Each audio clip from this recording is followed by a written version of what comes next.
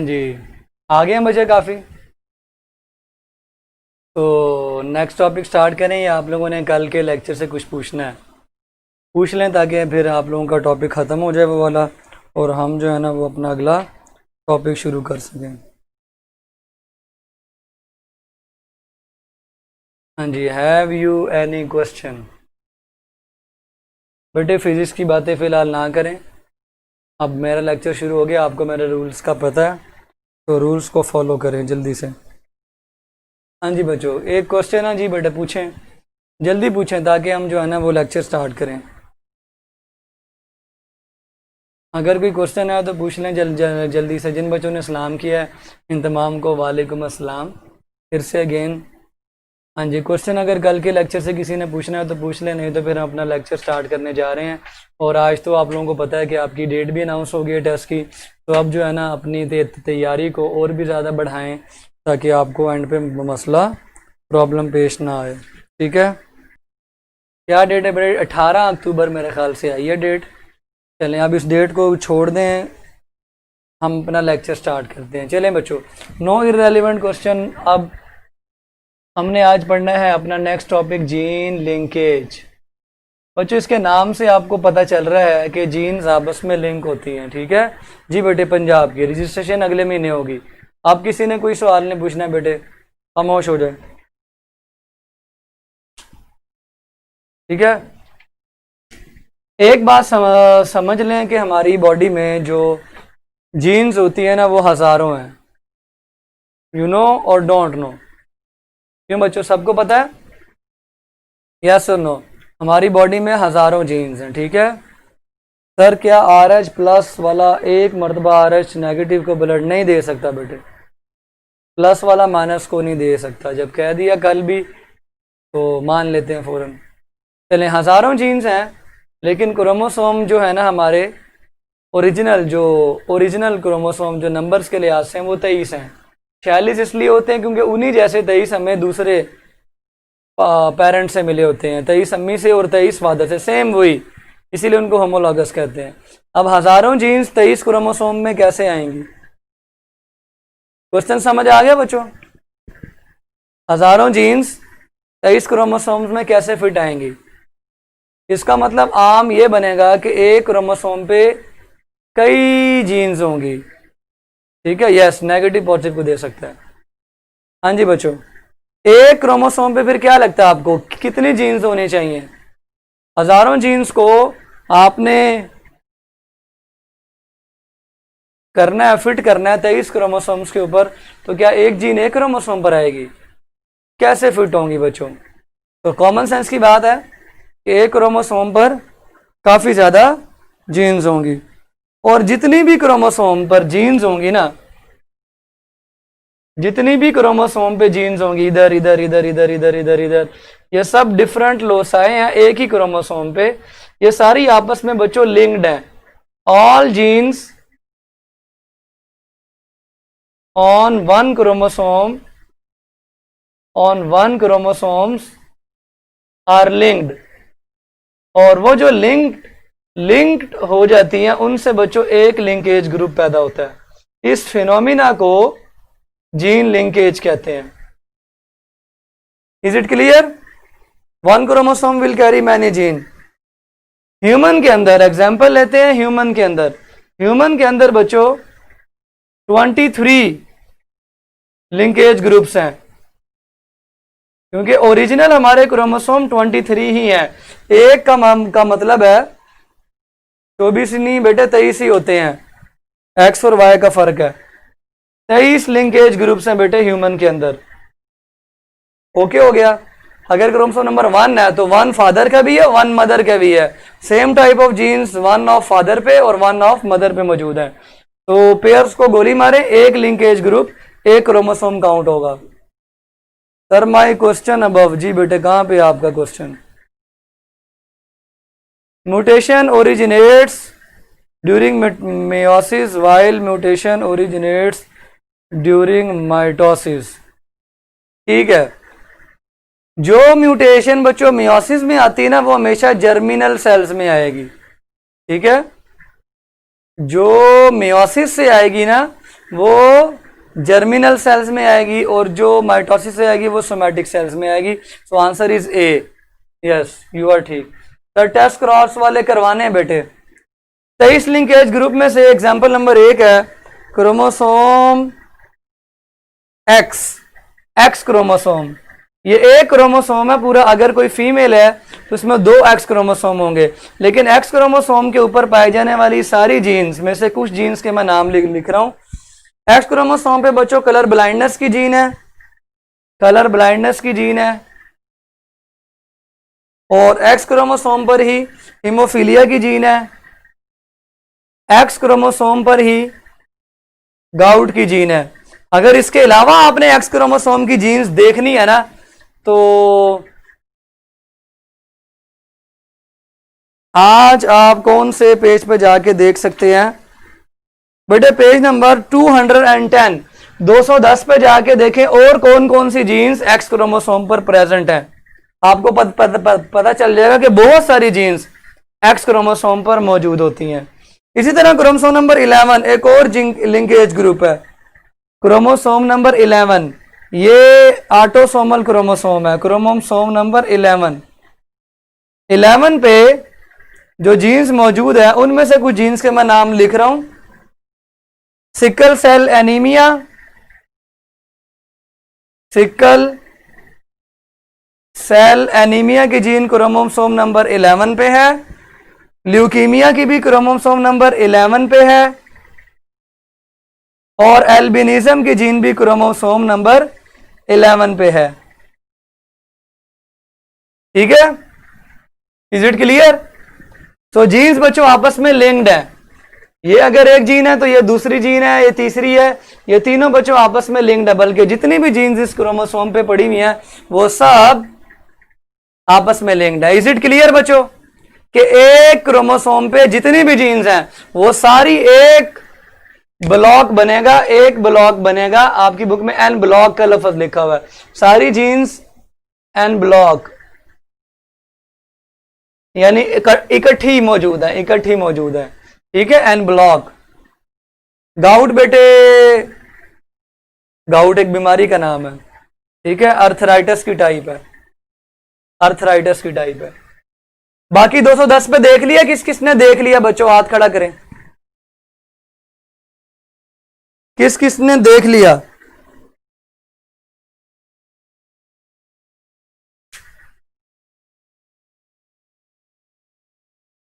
चलें, अब एक बात याद रखें, जीन लिंकेज में अगर लोसाए एक दूसरे के बहुत करीब हैं, अगर लोसाए 2 जीन्स के बहुत करीब हैं, ये ए जीन है, ये बी जीन है, तो अगर लोसाए करीब हैं तो ऐसे जीन्स मेंडल के लॉ को फॉलो नहीं करेंगी। एमसीक्यू आएगा कौन सी जीन्स मेंडल के लॉ को फॉलो नहीं करती, तो आपने बताना है वो जीन्स जिनका जो लोसाए है वो बहुत करीब करीब हो, वो बहुत क्या हो, करीब हो, क्लोज हो, बहुत क्लोज।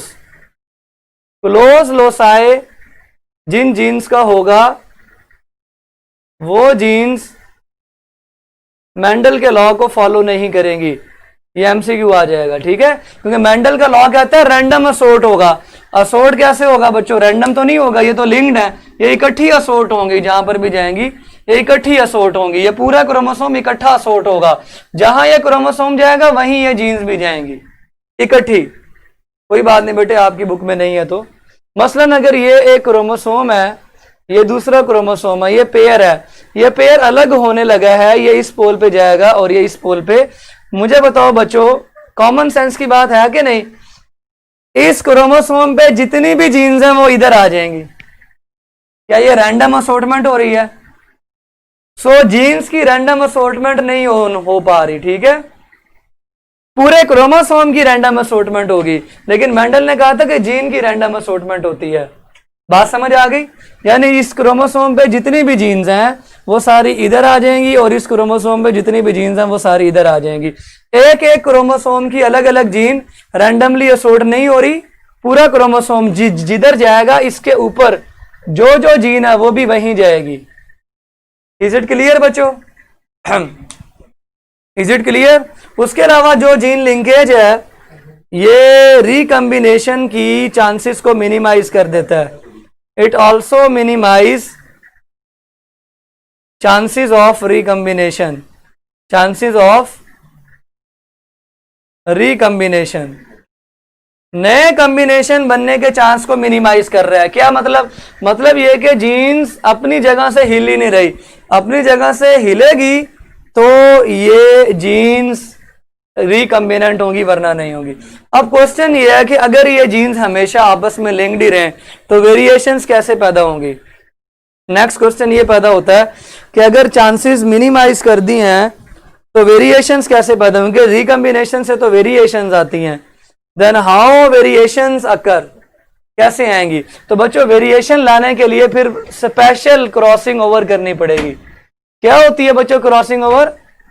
एक्सचेंज करने पड़ेंगे सेगमेंट के सेगमेंट, एक्सचेंज ऑफ सेगमेंट्स. क्या मतलब? ये एक क्रोमोसोम है, ये दूसरा क्रोमोसोम है. जब ये आपस में क्रॉसिंग ओवर कर लेंगे तो बाद में क्रॉसिंग ओवर करने के बाद आफ्टर क्रॉसिंग ओवर इसका इतना हिस्सा तब्दील शुदा होगा और इसका इतना हिस्सा क्या होगा? तब्दील शुदा. इन्होंने ये आपस में एक्सचेंज कर लिया. लेकिन यहां पे एक और बात मजेदार है कि इस हिस्से में जितनी भी जीन्स थी वो अभी भी स्टिल लिंक्ड है. अगर आपको मैं ध्यान से बात बताने की कोशिश करूं, यहां ए थी, इधर बी थी, इधर सी थी, छोटी ए, छोटी बी, छोटी सी, और यहां बच्चों क्या थी? बड़ी डी, छोटी डी. इधर अब क्या आ गया? इधर आ गई छोटी ए, छोटी बी, छोटी सी वाली, और इधर चली गई capital A, capital B, capital C. D अभी भी क्या है? अपनी जगह पे मौजूद है. यहां से आपको क्या पता चल रहा है कि जितना लोकाए दूर होगा उनकी रिकम्बिनेशन का चांस ज्यादा है, जिनका लोकाए क्लोज होगा उनकी रिकम्बिनेशन का चांस कम है. They are still linked to each other. छोटा ए, छोटा बी, छोटा सी बाकियों से तो अलग हो गया है लेकिन आपस में ये अभी तक लिंक्ड है. Capital A, capital B, capital C आपस में स्टिल क्या है? लिंक्ड है. सो जब क्रॉस ओवर होगा तो एक पूरा सेगमेंट क्रॉस ओवर होता है. उस सेगमेंट में मौजूद जितनी भी जीन्स हैं वो एक्सचेंज हो जाती हैं. सो सेगमेंट के अंदर मौजूद जीन्स क्या है? अभी भी लिंक्ड है. सेगमेंट के अंदर मौजूद जो जीन्स है ना वो लिंक्ड है. सो लेकिन इन जीन्स का बाकी जो क्रोमोसोम की जीन्स थी उनसे लिंक खत्म हो गया. देखो ना, कैपिटल ए, कैपिटल बी का सिंक कैपिटल डी के साथ था इस क्रोमोसोम पे, लेकिन अब स्मॉल ए, स्मॉल बी का लिंक पैदा हो गया. मीन नया रिकम्बिनेशन, नया कॉम्बिनेशन पैदा हो गया है, नया कॉम्प्लीमेंट पैदा हो गया है, नई जीनोटाइप आ गई है. सो जितना लोकाए करीब है उतनी रिकम्बिनेशन का चांस कम है और मेंडल के लॉ को फॉलो करने का चांस कम है, और जितना लोकाए दूर है उतना जो है ना ये रिकम्बिनेशन आने के चांस ज्यादा हैं. इसका मतलब ये है कि रिकम्बिनेशन जो फ्रीक्वेंसी होगी, रिकम्बिनेशन जो फ्रीक्वेंसी होगी ये बड़ा एमसीक्यू है. Directly proportional to distance between the loci of linked gene. ठीक है, या बिटवीन लिंक्ड जीन लोसाई, बल्कि लोसाई क्या है, लोसाई ऑफ लिंक्ड जीन्स. जितना डिस्टेंस ज्यादा होगा उतनी रिकम्बिनेशन ज्यादा आएगी, जितना डिस्टेंस कम होगा बच्चों रिकम्बिनेशन नहीं आई. स्टिल ये तीनों अभी तक एक दूसरे के साथ ही हैं, बाकी के साथी इन्होंने छोड़ दिए. इनके पूरे क्रोमोसोम के जो दोस्त थे वो इनसे अलग हो गए. अब ये इधर आ गए और वो इधर चले गए हैं. सेक्शन चेंज हो गया. ये एक सेक्शन था, ये दूसरा सेक्शन था. सेक्शन ए के 3 लोग इधर आ गए, सेक्शन बी के 3 लोग उधर चले गए. लेकिन ये तीनों अभी भी एक दूसरे के साथ लिंक्ड है. क्यों लिंक्ड है? क्योंकि इनके दरमियान डिस्टेंस बहुत कम है. So they are still linked to each other. जिनका डिस्टेंस ज्यादा था वो दूर हो गए. तो अगर 1% रिकम्बिनेशन फ्रीक्वेंसी 1 के इक्वल ली जाए तो दो लिंक डिस्टेंस जिनका 20% होगा वो 20 यूनिट्स अपार्ट होंगे. ये आपकी बुक में लिखा हुआ है. ठीक है, बाकी रिकम्बिनेशन फ्रीक्वेंसी कैलकुलेट कैसे करते हैं? जब बच्चों क्रॉसिंग ओवर हो जाती है तो क्या पैदा होते हैं? हाँ जी, क्रॉसिंग ओवर मियोसिस में होती है, सबको पता है। कहाँ होती है बच्चों? It takes place in prophase 1। Meiosis की प्रोफेज 1 में कौन सी फेज में? पैकिटीन में होती है। ये बात आपको मैंने पढ़ा दी थी। तो मुझे बताओ, मियोसिस के नतीजे में सोमैटिक सेल्स पैदा होते हैं या जर्म सेल्स पैदा? ना पूछे, सोमैटिक सेल्स में मियोसिस होती है या जर्म सेल्स में? मियोसिस कहां पर होती है बच्चों? सोमैटिक में या जर्म सेल्स? शाबाश, जर्म सेल्स में होती है ना।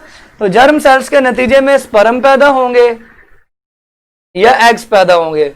बच्चों एग्स के अंदर जो क्रोमोसोम होंगे वो अपने पेरेंटल सेल से डिफरेंट होंगे। पेरेंटल सेल से क्या होंगे? डिफरेंट, जो इनका पेरेंटल सेल है। ठीक है। अब जो बच्चों आपकी गमीट्स बनेगी, उन गमीट्स में आपने देखना है आपकी स्पेसिफिक जीन के लिहाज से कुछ स्पर्म, आपको पता है ना मिलियंस ऑफ स्पर्म बनते हैं, और एग्स भी फोलिकल्स के लिहाज से मिलियंस ही होते हैं, एक वक्त में मैच्योर एक होता है। तो हम जब स्पर्म देखेंगे ना तो उनमें से कुछ स्पर्म्स ऐसे होंगे जिनके अंदर रिकम्बिनेशन हो गई होगी और कुछ ऐसे होंगे जिनके अंदर नहीं हुई होगी। Is it clear? हाँ जी, इज इट क्लियर? कुछ स्पर्म्स ऐसे पैदा होंगे जिनका नया कॉम्बिनेशन होगा, और कुछ ऐसे होंगे जिनका कॉम्बिनेशन पुराना ही होगा। हाँ जी बच्चों, बात समझ आ रही है?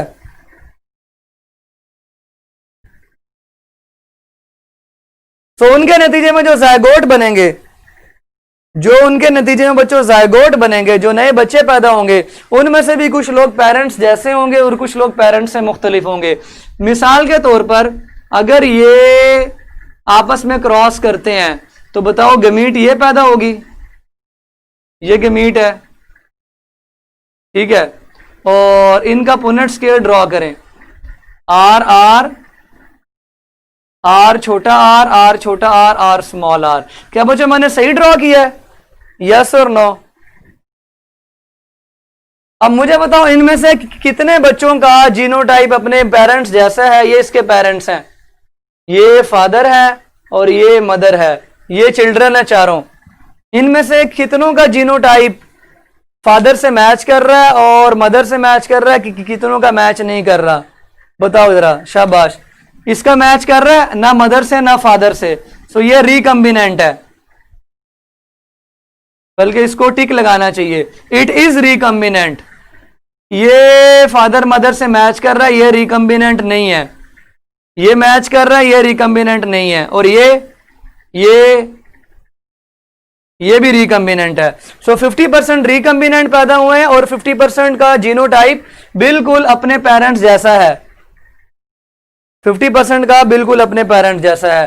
सो जब ये क्रॉस वगैरह करवा लेते हैं तो एंड पे गिनते हैं कि कितने बच्चों का जीनोटाइप पेरेंट्स जैसा है, उनको हम पेरेंटल कहेंगे। क्या कहेंगे? पेरेंटल।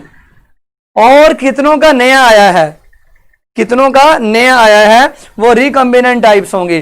सो इसकी फ्रीक्वेंसी कैलकुलेट करने के लिए हम रिकम्बिनेंट टाइप्स की अमाउंट, तादाद को डिवाइड कर देंगे सम ऑफ ऑल कॉम्बिनेशन, और परसेंटेज में जवाब लेने के लिए मल्टीप्लाई कर देंगे 100 के साथ। This is the formula.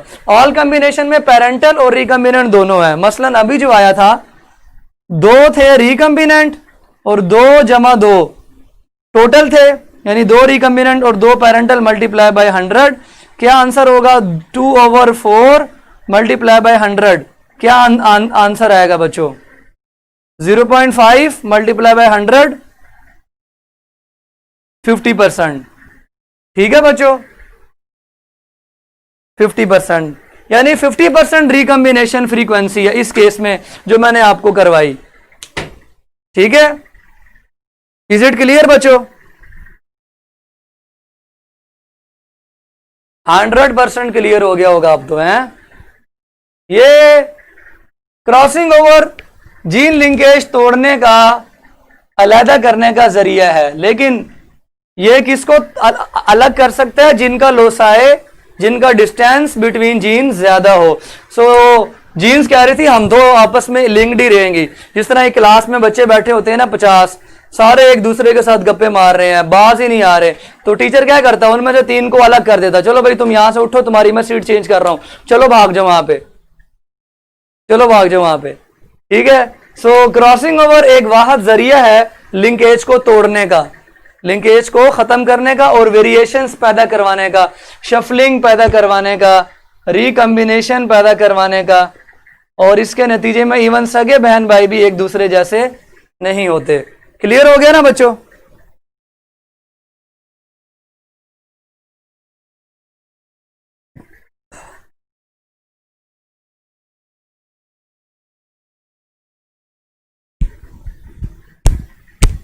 चलें, क्लियर है? आगे चलें।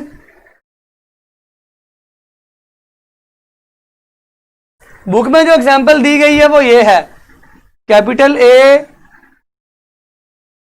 वो डाई हाइब्रिड के लिए दी गई है। So capital A capital B small B multiply by same parent, capital A ये इसका ले लें फादर, ये ले लें मदर। अब इसकी गमीट जब बनेगी तो उसमें ये होगा, यहां पे गमीट्स एक ही जैसी बनेगी दोनों की, एक गमीट, दूसरी गमीट, तीसरी गमीट और ये चौथी गमीट। जब हम इन सबको आपस में कंबाइन करेंगे ना, इसमें दो क्यों डाले हैं बच्चों मैंने? क्योंकि मैंने कहा था हर जीन पेयर में से एक एक अलील एक गमीट में डालनी है, हर जीन पेयर में से एक एक अलील एक गमीट में डालनी है, कहा था ना। सो इस जीन पेयर में से एक अलील आएगी ए वाली, दूसरे में से भी एक आएगी, और फिर इसमें सारे पॉसिबल कॉम्बिनेशंस भी लिखने हैं। डबल रिसेसिव ये है बेटे, ये डबल रिसेसिव है, ठीक है। Small A small B small B small B. तो इनको जब क्रॉस करवाएंगे तो आपके पास दो उसी तरह हैं जो आपको मैंने बताया, ठीक है। चले बच्चों, इज इट क्लियर? चले मैं मिटा देता हूं सारा।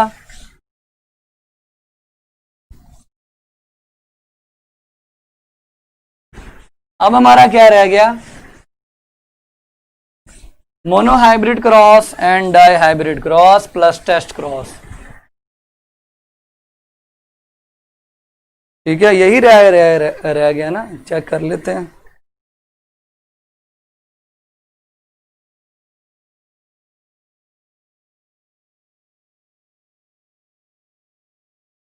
ले स्टूडेंट, मोनो हाइब्रिड क्रॉस की तरफ चलते हैं।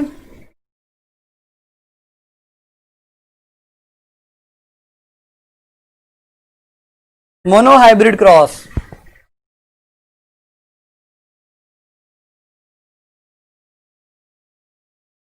ले स्टूडेंट्स, मोनो हाइब्रिड क्रॉस करवाने से पहले, नहीं बेटे एक दो भी और रहते हैं। मोनो हाइब्रिड क्रॉस करवाने से पहले मैं आपको बता दूं, आप लोग पेज नंबर 165 पे जाएं, आपको पता चलेगा कि मेंडल ने ना पी की ब्रीडिंग लाइंस तैयार की थी, ट्रू ब्रीडिंग लाइंस, ठीक है। उन ट्रू ब्रीडिंग लाइंस में बेटे लास्ट हो या जोन सा भी हो, आपको इससे क्या मतलब है, आप टॉपिक समझें। कामिल यार, आपसे ना ये तवक्को नहीं होती कि आप इस तरह के सवाल करते हैं जिसका कोई सिर पैर नहीं है। अच्छा, सो बच्चों चेक करें जाके, मेंडल्स के लॉज से पहले आपको मिलेगा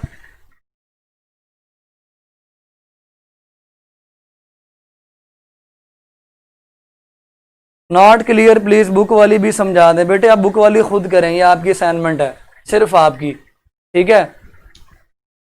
चलें, मोनो हाइब्रिड हाँ करें, जब नहीं होगी तो फिर मुझसे पूछ लीजिएगा। मोनो हाइब्रिड क्रॉस बच्चों, उससे पहले समझ लें कि मेंडल ने ना पी प्लांट को इंतखाब किया, बचपन से हम पढ़ते थे। क्यों किया? क्योंकि उसके डिस्टिंक्ट ट्रेट्स थे 7 और हर ट्रेट में 2-2 फिनोटाइप्स थी, ठीक है।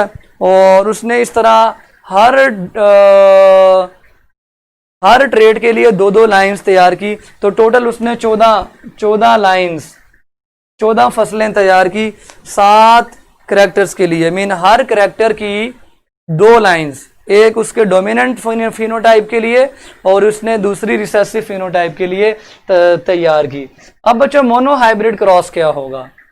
किसी भी एक ट्रेट को ले लें, मसलन किसी भी एक ट्रेट को ले लें, की शेप को ले लेते हैं, सीड की शेप को ले लेते हैं। सीड की शेप एक फिनोटाइप है, इसके दो एक ट्रेट है, इसकी दो फिनोटाइप्स हैं, एक है राउंड और एक है रिंकल्ड। ठीक है, राउंड को हम कैपिटल आर से डिनोट कर दें, रिंकल्ड को स्मॉल आर से डिनोट कर दें, और इनके कॉम्प्लीमेंट्स बना लें बच्चों, कैपिटल आर, बल्कि पहले तो ट्रू ब्रीडिंग लें ना। राउंड ट्रू ब्रीडिंग प्लांट कौन सा होगा जिसमें दोनों आर कैपिटल होंगे, और रिंकल ट्रू ब्रीडिंग कौन सा होगा जिसमें बल्कि ये सिर्फ मैंने अलील लिखी है। अलील के लिए, इसकी ट्रू ब्रीडिंग के लिए मैं आपको बता दूं, ट्रू ब्रीडिंग जो होगा उसकी जीनोटाइप कैपिटल आर होगी। रिंकल्ड के लिए जो ट्रू ब्रीडिंग होगा उसके लिए स्मॉल आर होगी। अब ये दो फसलें हैं मेंडल के पास, एक ये फसल है जिसमें सारे पौधों की सीड शेप राउंड है, दूसरी ये फसल है जिसमें सारे पौधों की सीड शेप रिंकल्ड है, राउंड ऐसी, ठीक है, और रिंकल्ड ऐसी। इतनी बात क्लियर। अब मैं आपको ये क्या कह रहा है, डिफाइन करो इसको।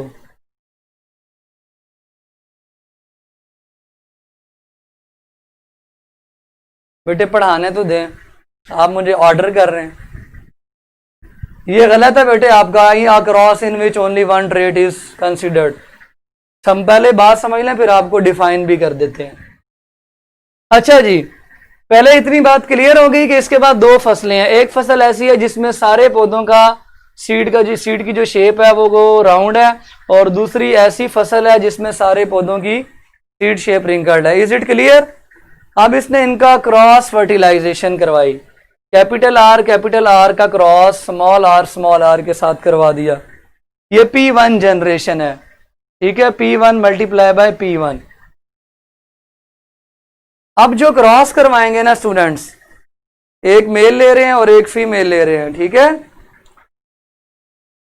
इनके क्रॉस करवाने से पहले तो इनकी बनेगी गमीट्स। पहले क्या बनेगी, हमेशा बेशक बुक में ना लिखा हो, आपने गमीट्स लाजमी बनानी है। इसकी गमीट्स में सब में कैपिटल आर आएगा, इसमें सब में स्मॉल आर। जब ये दोनों फर्टिलाइजेशन करेंगी तो क्या पैदा होगा, बच्चा पैदा होगा। बच्चों ये जो बच्चा है ना, ये बच्चा, दिस बच्चा इज नोन एज मोनोहाइब्रिड। वो कैसे बेटे, फेलोस को बोलना रूल नहीं है, रूल की खिलाफ वर्जी है। बच्चों ये बच्चा मोनोहाइब्रिड है। कैसे हाइब्रिड कहते हैं, जो दो चीजों का मिक्सचर हो जाए। हाइब्रिड किसको कहते हैं, जो दो चीजों का मिक्सचर हो, दो अलग अलग चीजों का। जो सीड शेप के लिहाज से मोनोहाइब्रिड है with respect to seed shape, क्योंकि बच्चों इसके जो बाकी ट्रेड्स थे इन दोनों फसलों के, बाकी ट्रेड्स में क्या आ रहा है, सीड कलर, इनकी height, flower colour, flower position, pod colour, pod shapes और सीड कलर। बाकी 6 के 6 ट्रेड्स इन दोनों फसलों के सेम थे। इनके पेरेंट्स 6 चीजों में सेम है, सेम इन 6 ट्रेड्स। और जो ध्यान से इस बात पे फोकस करना वरना भूल जाएंगे, but differ in 1 trait only. ये जो इसके पेरेंट्स हैं, ये दोनों पेरेंट्स, ये और ये दोनों पेरेंट्स है ना इस बच्चे के, ये ऐसे पेरेंट्स से पैदा हुआ है जिनके 6 ट्रेट सेम है, ठीक है। और एक ट्रेट में डिफरेंस है। जैसे आप कहें बेटे मेरे अम्मी अब्बू को दोनों को खाने में बिरयानी पसंद है, मेरे दोनों अम्मी अब्बू को पार्क में घूमना पसंद है, अब्बू को भी जो है ना गाड़ी में जाना पसंद है, अब्बू को भी नान के पसंद है, अम्मी को भी। 6 खूबियां अम्मी अब्बू की सेम है, एक में फर्क है कि अम्मी को ज्यादा मिर्चें पसंद है और अब्बू को कम मिर्चों वाला सलन पसंद है। सो एक चीज में डिफरेंस आ गया ना, उस बच्चे के अम्मी अब्बू में एक चीज में डिफरेंस आ गया, बाकी 6 चीजें उसकी क्या हैं। ऐसे बच्चे को हाइब्रिड बच्चा कहेंगे जो दो डिफरेंट, ये तो एक जनरल टर्म है इंग्लिश की कि अगर आप दो चीजों को मिला दें तो हाइब्रिड बन जाता है। जैसे आरएनए डीएनए इकट्ठा हुआ था ना जब, तो हमने हाइब्रिड कहा था। अब चूंकि इसके एक ट्रेड में वेरिएशन है पेरेंट्स में, तो ऐसे बच्चे को मोनो हाइब्रिड कहेंगे और ऐसे क्रॉस को मोनो हाइब्रिड क्रॉस कहेंगे। The cross between two parents which differ in one trait only is called monohybrid cross। क्यों बच्चों, समझ आई ना डेफिनेशन? आप लोगों ने वो वाली रटी हुई थी, ठीक है? आप लोगों ने वो अपने वाली रटी हुई थी कि जिसमें एक ट्रेड को स्टडी किया जाए वो मोनोहाइब्रिड है। बट स्टडी तो करना ही एक को है, लेकिन एक्चुअली एक ट्रेड का मतलब क्या है?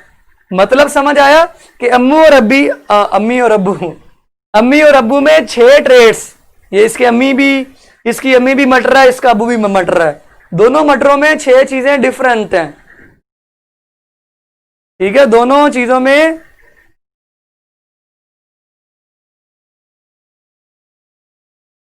दोनों में बच्चों 6 चीजें सेम है, सॉरी एक डिफरेंट है। इज इट क्लियर बच्चों? मोनोहाइब्रिड क्रॉस क्लियर हो गया कि नहीं? हाँ जी बच्चों, मोनोहाइब्रिड क्रॉस क्लियर हुआ कि नहीं? ले जब इनका आपस में ये तो था क्रॉस फर्टिलाइजेशन, ठीक है? अब हम करवाते हैं जी सेल्फ फर्टिलाइजेशन। सेल्फ फर्टिलाइजेशन कैसे होती है? अब जो पैदा हुए हैं ना, ये ट्रू ब्रीडिंग नहीं है, ये हेट्रोजाइगस हैं। सेल्फ फर्टिलाइजेशन करवाएं, एक इसमें से मेल ले लें, एक इसमें से फीमेल ले लें, तो आगे आपको पता गैमीट्स बनेंगी दोनों तरह की। ये मैंने आपको करा दिया था, ठीक है?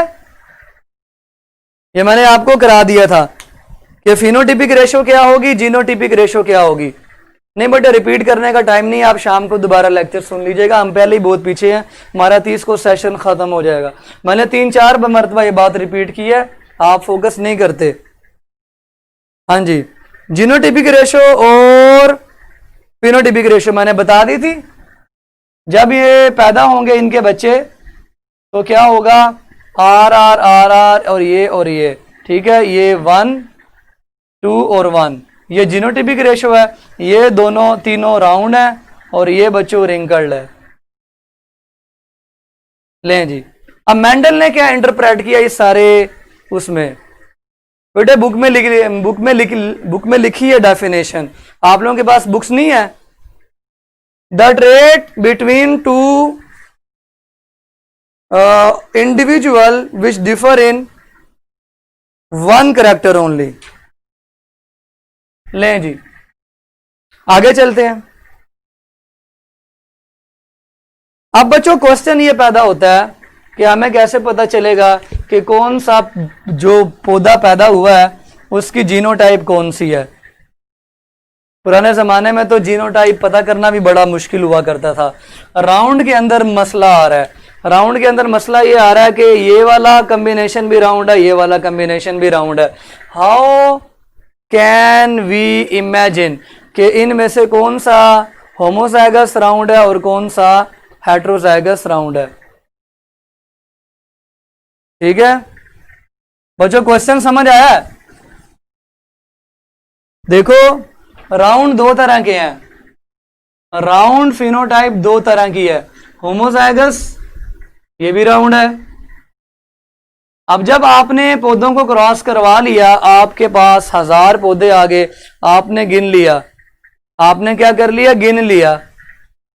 आप उसकी जीन्स को तो नहीं देख सकते ना, जीन्स को तो नहीं देख सकते आप।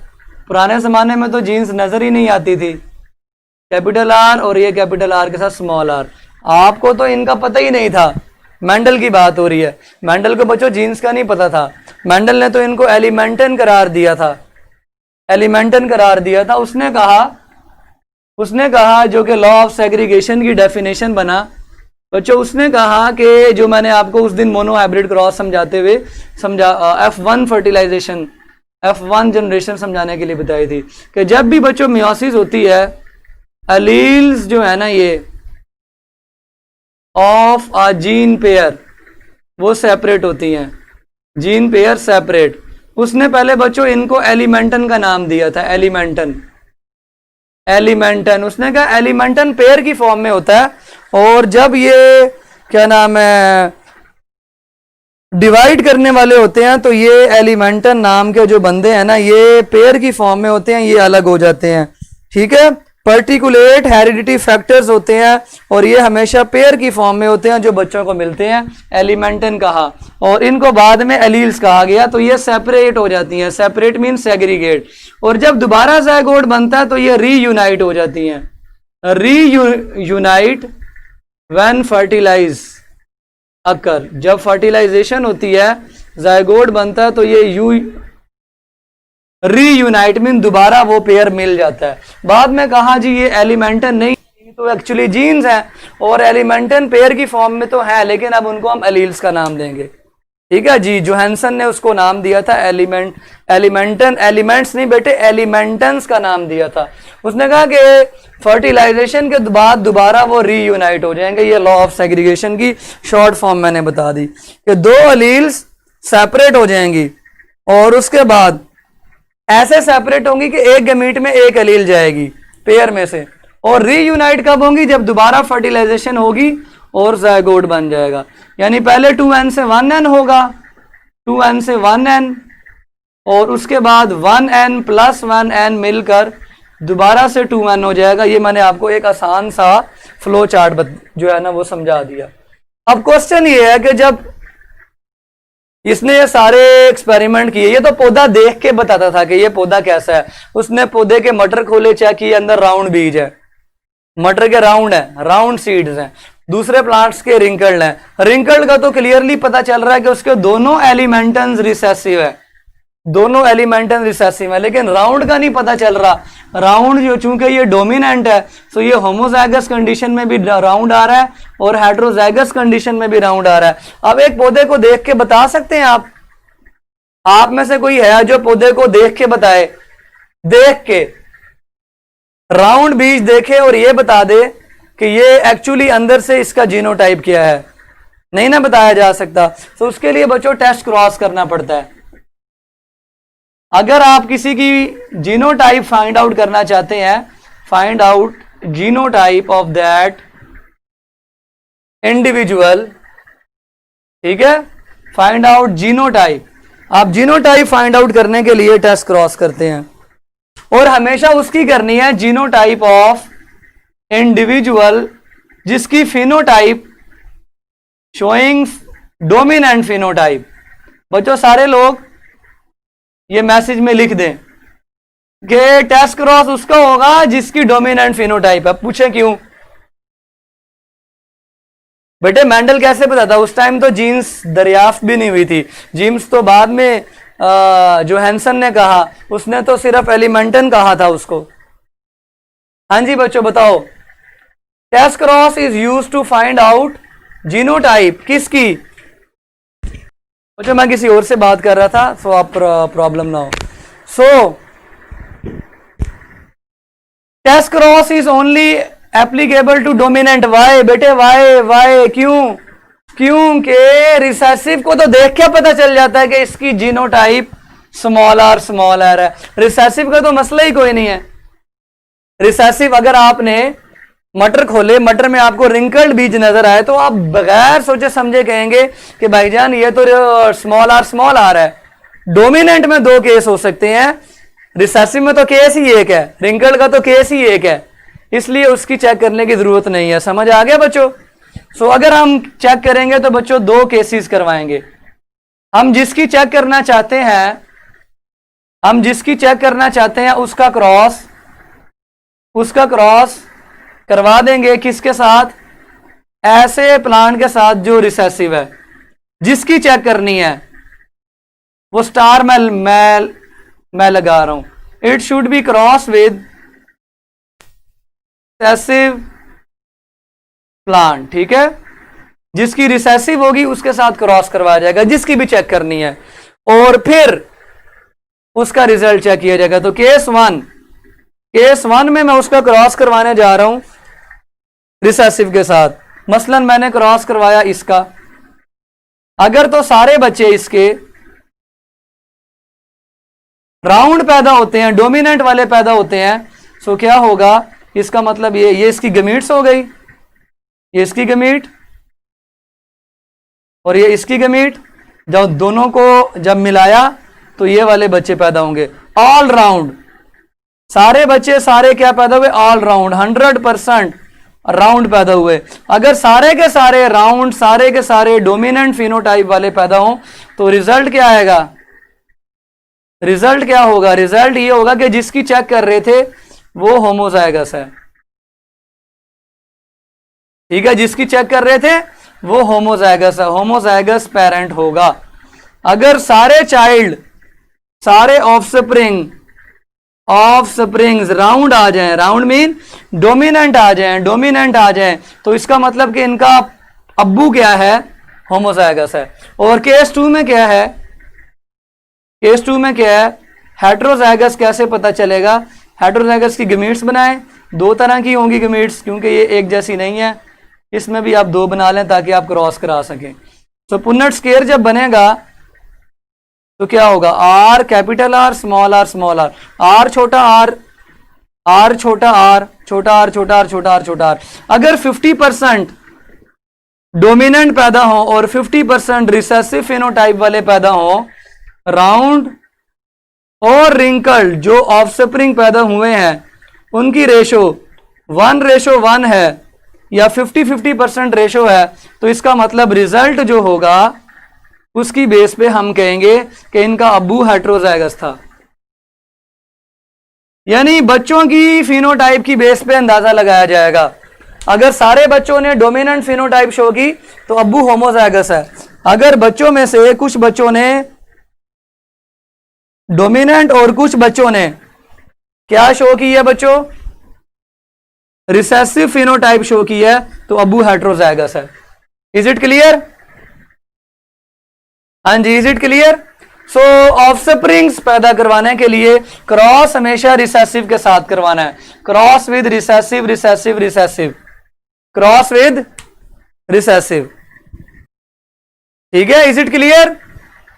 बच्चों को देखना है, बच्चे सारे एक जैसे हैं, डोमिनेंट फिनोटाइप शो कर रहे हैं, तो पेरेंट क्या होगा, होमोजाइगस। यानी इनको मजीद क्रॉस करवा के, यानी मेंडल ने एम नहीं कह दिया कि इतने में से इतने होमोजाइगस हैं, इतने हेट्रोजाइगस हैं। अगर मैं उसकी वैल्यू बताऊं तो मेंडल साहब ने फरमाया कि अगर यहाँ पे नंबर लिखा हो, नंबर मेरे ख्याल है मैट्रिक में लिखा हुआ है कि इतने प्लांट्स, तादाद बताई उसने गिने। कैसे गिने बच्चों?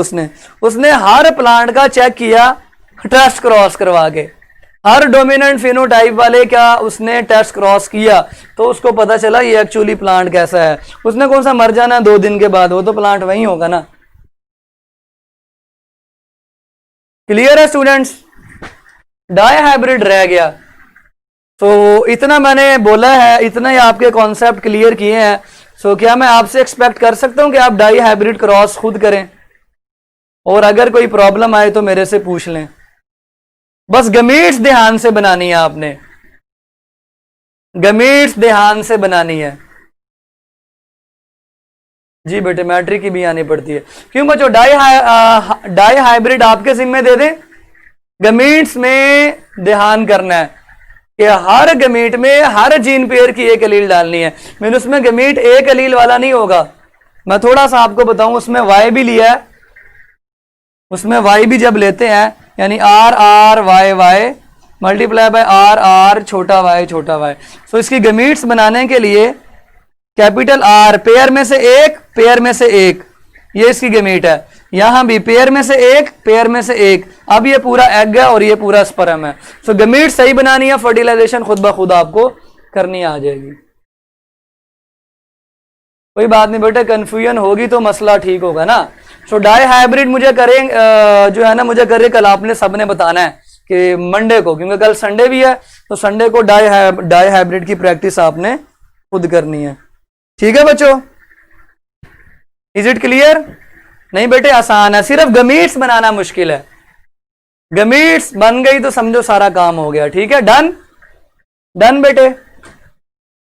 क्योंकि ना अगर आप खुद से कुछ नहीं ना करेंगे, जी बेटे संडे है वैसा आपको नहीं पता, खुद से कुछ नहीं ना करेंगे तो आपके अंदर वो क्रिएटिविटी नहीं पैदा होगी। ठीक है ना? एम आई राइट बच्चों?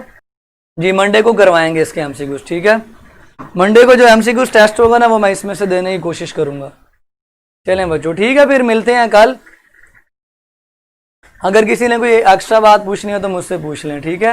ETEA की तैयारी बेटे अपनी बुक से करें, जो आपकी बुक्स हैं बेटे। अगर आप इसको कड़वा घूंट समझेंगे ना तो आपकी तैयारी नहीं होगी।